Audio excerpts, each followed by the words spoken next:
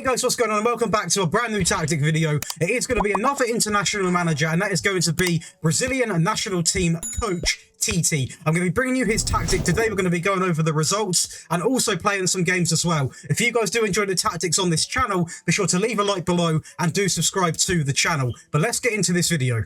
So, let's kick things off then with the results. Now, obviously, we did play all of these games, and we started off with what is going to be just a friendly match, and we waited quite a while, as you can see all these months here that did go by, which isn't ideal. But we did play a friendly against Albania, which was a 2-0 win, a game which we definitely deserved to win, as you can see here. Now, this is going to be set up as a 4-4-2, but it is a very, very attacking 4-4-2. Do not let it put you off when you see a 4-4-2. They don't always have to be negative, and this one definitely isn't. It is going to be Neymar picking up the goal and also Rodrigo in a very comfortable win there. We then go over to Cameroon in what was a 5-0 win in World Cup Group G. And this game is, again, a game which we definitely deserve to win. As you can see, dominated shots, dominated the shots on target, dominated the XG, and also the possession. Something you will accumulate and see in this tactic is possession, something which necessarily isn't even the main aim, but purely because you have got these four in midfield and also defenders that are also typically quite good on the ball. You can easily keep the ball with your team because they're so close together, if that makes sense. So this tactic so far so good. We then go over to Switzerland in a game which I would have liked to have won a little bit more, but 1-0, I'll take it. Neymar picking up the goal in the 65th minute. A game again which we did, I wouldn't say necessarily dominate, because Switzerland did do quite well, to be honest, but we did have more shots, more on target, more XG and more possession. But Switzerland did have a couple of shots, so it could have really swung either way. We know how FM works. The only disappointing game so far is against Serbia, a game which I do believe we should have won, purely because, not necessarily based off the stats, but the quality we have in the team. It was actually going to be, and is going to be, Serbia. With Kostic, it does come up with an 85th minute goal, which looked to be the winner, but Neymar does equalise in the 87th minute, so a really, really, really vital bounce back there in a game where we did have more shots. We didn't actually. We had better XG. They had more shots off target and on target. We had more of the ball though, so it does sort of sway in between both teams. But to be honest, looking at that, thinking about it again, a draw is probably quite a deserved result. We then go over to the second round of the World Cup against South Korea in what was a 3-0 win. Now, in this game, it was utter domination. Obviously, a lot more shots. We had 10 on target, so we could have scored a lot more. 20 off target, or 20 shots in general, not necessarily off target. 1.93 XG and 54% possession. It's going to be Neymar coming in with a 45th minute goal. He did also get a disallowed goal in the 19th minute. Richarlison and Lucas Paqueta, a player who I was so keen to get involved in this Brazilian setup. Now, we go over to the quarterfinals, and that is going to be a 2-1 win against Croatia, a very, very dark horse side with some fantastic players. And we managed to beat them in extra time in a game which we did deserve to win. We dominated possession, dominated the XG, more shots on target and shots in general. It was Gabriel Jesus to put us 1-0 up inside of 36 minutes. They bounced back with Vlasic in 56 minutes. So a 20-minute sort of gap that we had before we did concede a goal just after half-time come in.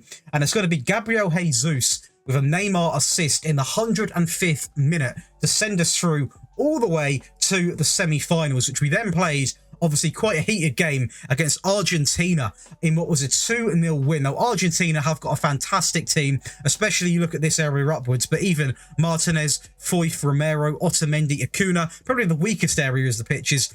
This is definitely the strongest area. Di Maria, Dybala, Alvarez, Messi, obviously a very good outlet. But it was a game we did deserve to win. Had more shots on target, better XG, a little bit more of the ball as well. You're going to be looking at Neymar and Jesus picking up both of the goals. And that was to send us through to where we're currently at, into the World Cup final against England. Now, it feels a little bit wrong playing with England, or playing against England. It feels like I'm doing the country dirty, but we are going to play it and we're going to hopefully win it. I'm fully confident we can, because I know England typically don't do that well in finals. So I do think we can win this game. We've got a very, very strong squad, and I think we're capable of doing it. So, as the last episode, well, I say last episode, the last tactics video with Gareth Southgate, we're now going to actually play this World Cup final and see how we do. So, this is going to be the team then. This is going to be the Tite 4-4-2.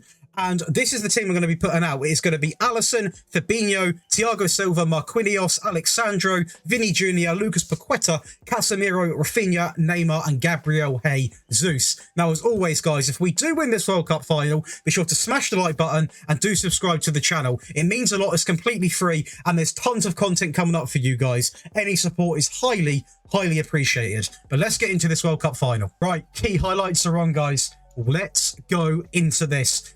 We're going to start off hot here. It's going to be Casemiro playing the ball about. Big fan of the kit, obviously. Nice and bright, in your face. Paqueta back into Marquinhos. The shorter passing, obviously, being quite a key thing in this system. Casemiro into Thiago Silva. Into Fabinho. He's taking his time. Again, a little bit of pace from him there. Gabriel Jesus. Bit of a wasted ball. Hang on, it could be recovered. Who are England playing then? Let's pause and have a little look, just so we don't get taken off the screen.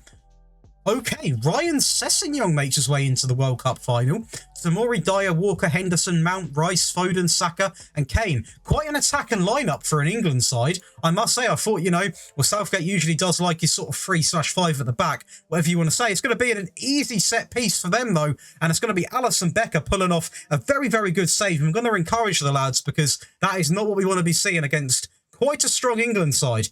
Phil Foden, a ball inside of the box here. Alisson Becker comes out and collects. Obviously, when we tested with England and we done the Gareth Southgate tactic, Becker actually put an own goal in. So hopefully we do not see the same coming out from him in today's performance. So far, though, we've had more of the ball. They've had a shot on target compared to us, but it's been relatively similar in terms of stats, I'd say. But it's going to be Marquinhos on the ball here, taking his time into Casemiro.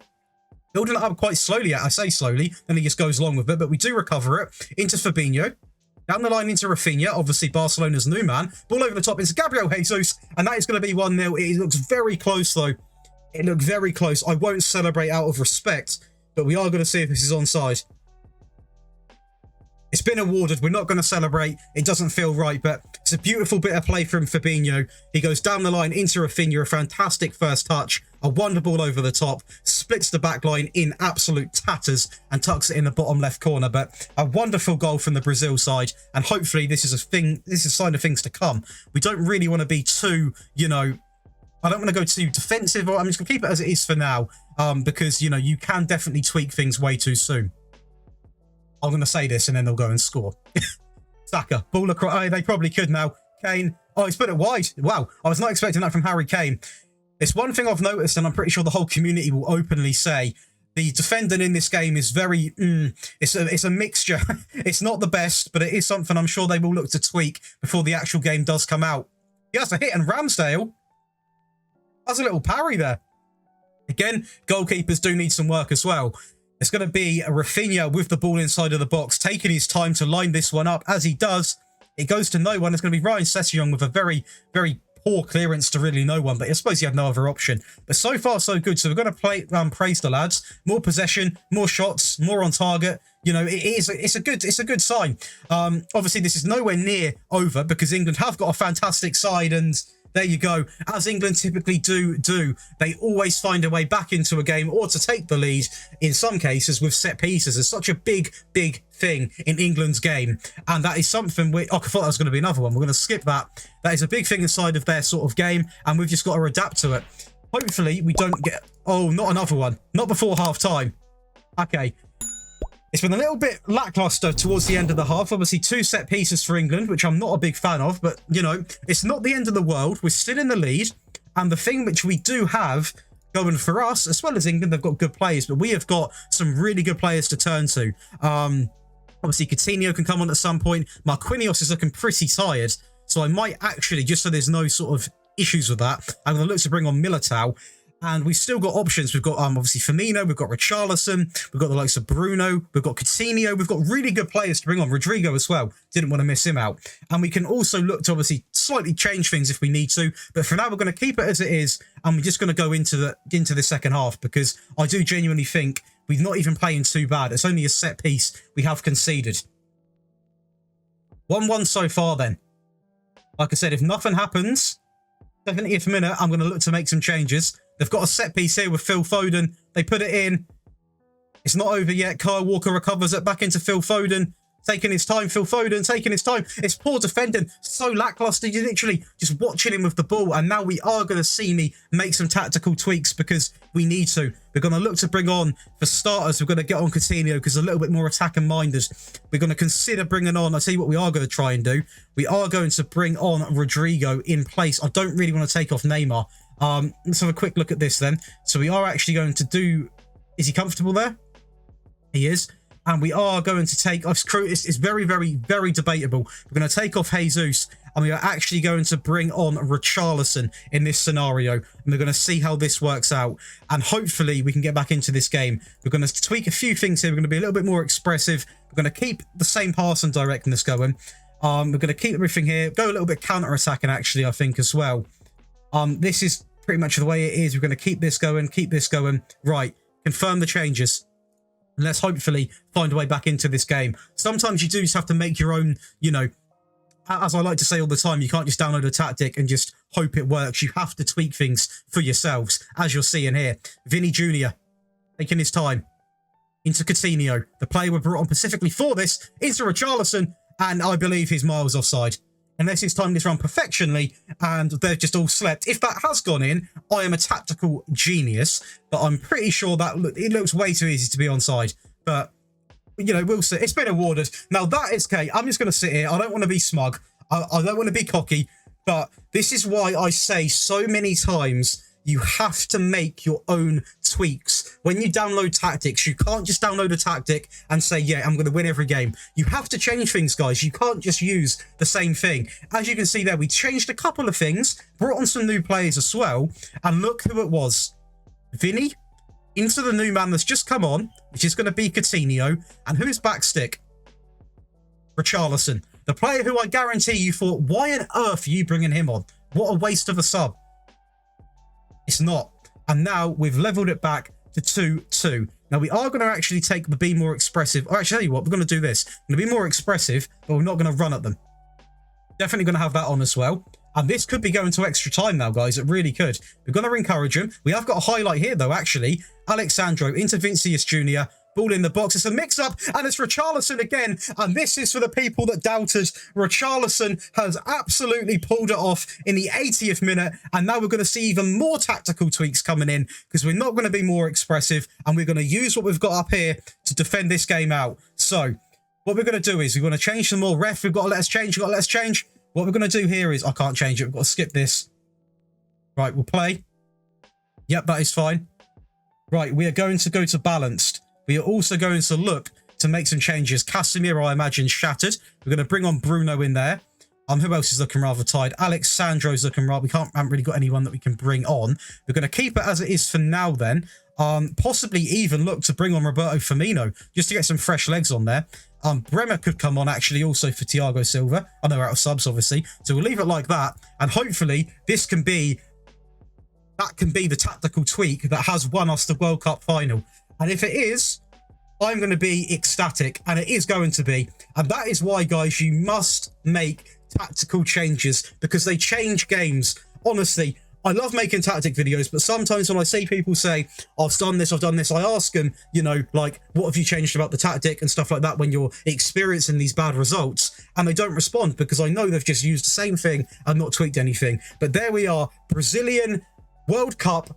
Well, Brazilian World Cup champions. Brazil are your World Cup champions, and that is a magical moment. It's not nice doing it against your English side, but at the end of the day, it's all up here. And I've got it. And we've won it, and it's magical. So we're going to take that, and I'm now going to break down the tactic for you. So this is going to be the Tite 4-4-2 after what was a very dramatic World Cup final. But here we go then. So mentality is going to be set to positive. In possession, fairly narrow. Play out of defence, shorter passing, slightly higher tempo, run at defence and mixed crosses. In transition, you want to have counter press, distribute to the fullbacks, and that is going to be simply it for that. There's not much detail at all in this screen. Out of possession, you want a high press line of engagement, standard defensive line, prevent short goalkeeper distribution, and trigger press set to much more often. Now, as you saw, this can be tweaked heavily. For example, if you think that, you know, you're dominating a game or you need a goal, I would recommend going a bit more expressive, letting a bit more freedom, basically. Same as if you want to defend a game, just you can either be more disciplined or leave it balanced. It's all about tweaking stuff to manipulate the game to go in your favour. Now, goalkeeper is going to be a defend duty keeper on shorter passing. Nice and simple. The right back is going to be a fullback on the support duty, and he is going to be told to be balanced, shorter passing, cross from deep, and aim the crosses at the centre. 2 central defenders in this system, no ball playing centre backs. Defend, balanced, and shorter passing. And as you can probably predict for yourselves, balanced and shorter passing. On the left-hand side, a wing-back on the automatic duty. This one's told to be balanced, stay wider, get further forward, run wide with the ball, shorter passing, take more risks, and aim the crosses at the centre. Now, this one obviously is a lot more attacking than the other one, and that is because I didn't want both fullbacks going too over the top. I wanted one of them. I decided for it to be the left-hand sided one, and typically he did do better in terms of stats, so that is what I would recommend. You can have it on the right side or you can have it on the left, but for me, it definitely works better having it like that. We then go over to what is going to be what I like to call the support midfield, because there's a lot of support roles. Obviously, this is something else you could tweak for yourselves, possibly go more attacking if needed. On the left-hand side, you want an inverted winger on the support duty. Balanced, cut inside with the ball, shorter passing, shoot more often, and aim the crosses at the centre. Into the first midfield player, the Roman playmaker on the support duty. You want him on balanced, move into channels, and shorter passing selected. To the right-hand side, the ball-winning midfielder. You could have a box-to-box if you're feeling a little bit, attacker-minded. You want to go all out. But a ball-winning midfield player on the defend duty. Balanced and shorter passing. Nice and simple on the defend duty. On the right-hand side, the inverted winger on the support duty again is going to be told to be balanced, cut inside, take more risks, and shorter passing selected. 2 up top. You need a false 9 in this system. Typically, Neymar was actually put in this position, but you've got Firmino, you've got fantastic players, or whatever team you're doing it with, make sure you've got a decent false 9. Now, he's also on the support duty again. Balanced, move into channels, run from position, shorter passing, and that is nice and simple. That is him done. The main man, the goal scorer, the bread maker, the creme de la creme, the player that is going to get you the goals, the advanced forward on the attack duty, balanced, shorter passing, shoot more often, and take more risks. Now, I say he's the player that gets all the goals. They're pretty even, to be honest. It's like, especially if you've got a world-class player in the false 9 like Neymar, he probably will get more goals than the advanced forward. But this system, I love it. I really do love it, because so many players are on the support duty that you see them do a little bit of everything. They get up, they get down, and it works very well. And what I also love about this so much is the fact that there's so much you can tweak mid-game, if that makes sense. So, like, the wingers you can tweak to go more attacking. Possibly you could change the false 9 to a more advanced role if you needed it. Obviously, the fullbacks you can tweak. And it's all relatively easy to do because you start off not too attacking. But also it's weird because you are positive, you still look attacking, even though a lot of your players aren't told to go over the top and attack. It really is one of the best 4-4-2s I think I've ever made. It is a real joy to play with, and I know I definitely am going to use this in some personal saves. But for me, Brazil, they've got to be one of the favourites to win it, haven't they? They're absolutely sensational, and it'd be very surprising if they didn't. But guys, that is going to be it for today's video. I hope you guys have enjoyed it. I know I've had a ton of fun making it. If you have enjoyed yourselves, be sure to leave a like on the video. Be sure to comment as well of what tactic you guys want to see. I've got a big list going of recommendations, and I am working through them right now. And last but definitely not least, do subscribe to the channel and turn on notifications. But that is going to be it for me today, guys, and I'll see you in the next one.